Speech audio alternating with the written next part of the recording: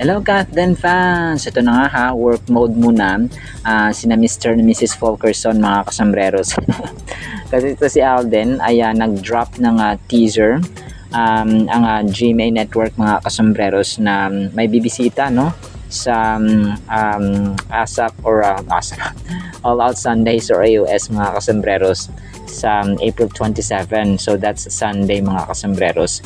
So ang kanyang teaser na pang caption dito, mga kasambreros, is SOTF.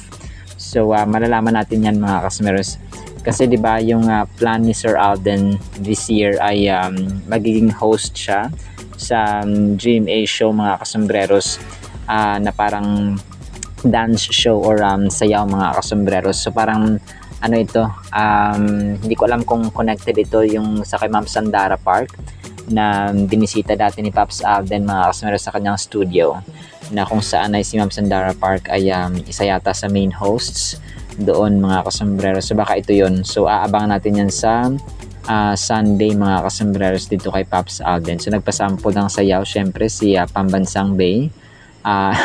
Galaw moves, mga kasambreros, ang inyong box office king dito sa teaser ng GMA, mga kasambreros. And actually naglagay pa ng caption ng GMA dito sabi nila, SOTF, something groovy is coming for Alden Richards. So abangan ang full reveal this Sunday, April 27 sa All Out Sundays. So yun ang kanilang sinabi sa GMA Network na caption, mga kasambreros. And then si Catherine, back to gym at workout si Katreng, kasama syempre si Coach Mauro, mga kasambreros. So parang hindi siya regular gaano no, kapag nagkaka-time lang siguro si Queen Catherine, at saka sabi dito back to regular programming. Si Coach Mauro, alam natin ay tulay kay Pops Alden din, kasi isa lang sila ng gym coach, mga kasambreros. So siguro pag doon kamusta naman si Catherine, ganyan di ba ganon. So dapat ganun lang ang galawan, no, secret or private but not secret, mga kasambreros. And then ito, mga kasambreros, another pasabog ni Box Office Queen. May photo shoot siya kahapon, mga kasambreros, na pinost yung Realme 14 Pro Plus 5G na sobrang kulit, mga kasambreros, ng kanya mga pictures dito, mga kasambreros, kahapon. So kulay brown din yung kanyang parang color motif dito sa kanyang ginawang photo shoot kahapon, mga kasambreros. So talagang work mode ang inyong box office king and queen, mga kasambreros, kasi matagal-tagal pa mag-aasawa si Katreng, no, kung kaya mag-aantay muna si piloto si kung mapapiloto Alden, mga kasambreros. And then ito, iba pa tong yung mga ibang mga bisikleta videos at saka pictures pa ni Pops Alden kahapon, mga kasambreros, no. Alden Richards spotted sa Marilake behind the scenes video. So ito yung kanyang suot pa kahapon, yung pink na parang checkered or parang siya, mga kasambreros, basta checkered na pula pala ito. So PAS, mga kasambreros. So yun po, no. Tsaka ang kulit, no, kasi talaga kahit sa may mga picture na fans ay todo post din ng inyong Pops Alden, mga kasambreros. So grabe, no. How does it feel to become a celebrity like Alden, siguro yung may tatanong natin dito. So sobrang kulit lang. And ang yung kumapang yung box office king and queen ay talagang ginagawang busy ang kanilang kanilang mga schedule. So meron pa siyang pinost sa kanyang Instagram story kahapon. No caption needed, sabi niya sa kanyang IG story. Kasama nito sina JV Shaglit tsaka si Macy Quijada. So ito yung babae, siguro, mga asos na maputi. So talagang makita mo sa kanila yung merong direksyon, yung futuristic, kasi Sir Alden every time he speaks you can gain idea and then knowledge and wisdom kapag nagsasalita siya when it comes sa pa yung future, na future goals, long-term plan, short-term plans. So ito nga sa Sunday ay abangan natin mga kasembreros si pambansang base sa kanyang galawan sa All Out Sundays mga kasembreros. So excited na tayo para dito. So and then actually yan lang ating Captain items. No, abang-abang pa kayo kasi marami tayong upload for today. Maraming salamat sa solid na Cathinatics na hanggang ngayon ay immovable at saka unwavering mga kasembreros, hindi natitinag, talagang solid. So yun po, no. Pakinggan po natin ang Word of God. And I love you all. At para po sa ating Word of God ay sobrang ganda po nito mga kasembreros. Ang title natin, I sought, I prayed. Ang sought mga kasembreros na una po natin ay isa po itong verb na past tense po ng seek. Kaya hanapin or find. Pero mas thorough lang siya mga kasembreros. Psalm 34 verse 4, I sought the Lord and He heard me and delivered me from all my fears. Sa New Life Version po, I looked for the Lord and He answered me and He took away all my fears.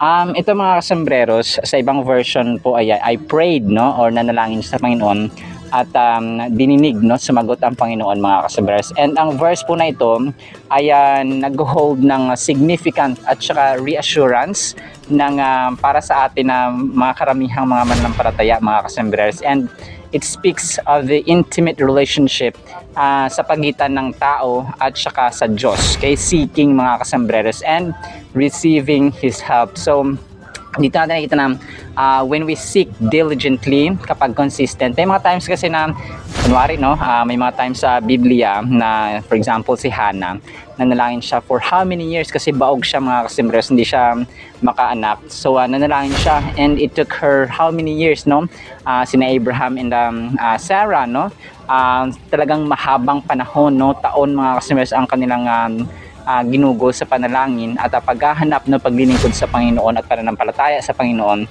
bago po nasagot ang kanilang panalangin na mabigyan po ng anak. So ganun din po sa ating buhay. When we find ourselves surrounded by fears, whether they are fears of the future, health issues, or personal concerns, this verse reminds us that we can come to the Lord in prayer.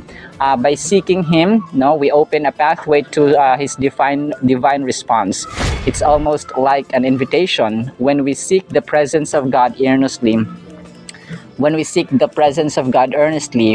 He will show up in our lives and provide comfort in our troubled hearts. So, ang verse po na ito mga kasembreros ay nag-underscore din ng transformative power ng pagkakaroon natin ng pananampalataya. Kasi, di ba, hindi tayo lalapit sa isang tao kapag alam nating wala tayong makukuha or wala tayong mapapala or wala tayong nahihiraman tayo or hihiram tayo ng pera or magsisik ng tulong, patulong naman sa math o patulong naman sa English o patulong naman dito sa project na ito. So alam natin na yung taong yon ay maaasahan natin at meron silang kakayanan kung kaya lumalapit tayo, tama?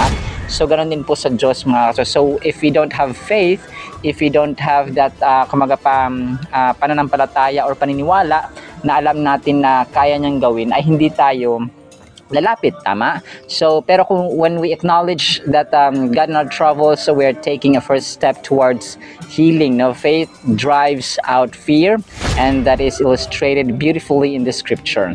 Ang phrase mga kasembreros na I sought the Lord ay action. Kaya nag-indicate po ito ng action mga kasembreros. Ibig sabihin, meron tayong dapat gawin. Parang hindi lang tayo na si Juan Tamad na kumapaantay nila na mahulog ang bayabas sa kanyang bunganga or yung mansanas for example, or kung ano man dyan. So, hindi natin inaantay lang. Dapat may action din po tayo. And ang phrase na ito na I sought the Lord ay nag-indicate po ng action na meron tayong gagawin. Huwag tayong tatamad-tamad.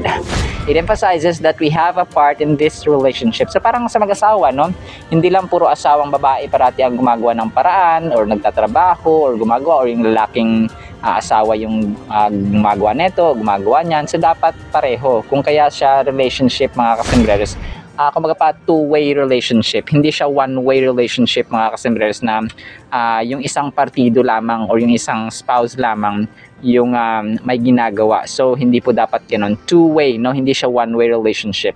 So Sabi pa dito, seeking God requires dedication, intention. Okay? Intentionally mga customers, hindi lamang siya kusang tutubo bigla, no? Hindi po ganun mga. So we have to be intentional and willingness on our part. Dapat intentional siya, tapos may willingness. Hindi ka napipilitan lang na parang tinula ka lang at parati kang nakasimangot kapag nagpipray. Hindi po ganun. It is an active process.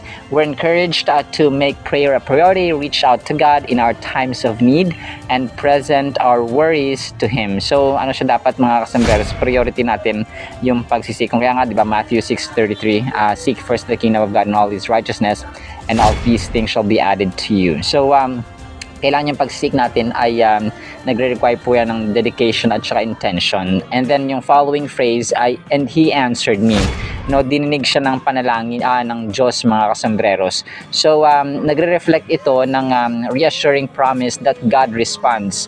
Whether it's a no response, whether or a yes response or a wait response, no, ganun po mga kasambreros, basta magre-respond ang Panginoon natin. So no prayer goes unnoticed. Kapag yung walang panalangin na dinidedma ng Panginoon, ganun mga kasambreros. So basta ano lang tayo, no, matyaga lang talaga, no. Ako din may panalangin na sobrang tagal ko nang pinapanalangin, pero I know it will come to pass mga kasambreros. Kunwari makikilala tayo sa TV as Little Kuya Kim. So ganun ba? Although mataas na pangarap yun mga kasambreros, pero alam kong walang imposible sa Panginoon when our intention is tama and mabuti mga kasambreros. Similar assurances can be found in scriptures like Jeremiah 29:12. So where God encourages us that when we seek Him, we will find Him. Napakaganda. Or kung tumawag tayo sa Panginoon mga kasambreros. And yung last na phrase ay He delivered me from all my fears. So nagko-conclude ito mga kasambreros ng pag-asa ng liberation. Nag-emphasize ito ng power ng Panginoon na kung kaya tayong i-rescue from everything that might frighten us, no? Nagtakot ba tayo sa mga bayarin, sa health issues, sa relationship na hindi gumagana, no, sa mga misunderstanding, sa ating kapaguran sa trabaho, sa pag-aaral, sa ating pamilya in general. Kapag idinulog natin lahat ito sa panalangin, nako po, at saka maghari ang pag-ibig. Hindi man perpekto ang isang pamilya, kagaya sa amin, hindi perpekto mga kasambreros. Meron akong lolo, meron akong special na kapatid mga kasambreros na inalagaan, na lifetime na inalagaan. Pero nandun yung joy, no? Kung nakita niyo sa mga short videos ko po na ina-upload, nandun yung joy ko na parang kung wala sila ay hindi na kompleto ang aking buhay. And I love serving po talaga, no? Yung pag-aalaga at saka paglilingkod, lalong-lalo po sa pamilya. So so as sa final thoughts po natin dito sa verse na ito ay powerful reminder ang Psalm 34:4 ng kapag natatakot tayo, kapag nalalamon tayo ng takot, so we can turn to the Lord for comfort and assurance. Sigurado, surefire mga kasambreros. Alright, salamat po sa ating Word of God. Nawa po ipagpalain po tayo ng pag-ibig, pananampalataya, pag-asa, assurance ng kanyang pangako in the mighty, holy, sweet, magnificent name of the Lord Jesus Christ. And everyone said amen and amen. See you sa next segment po mga kasambreros, and paalam po. I love you all.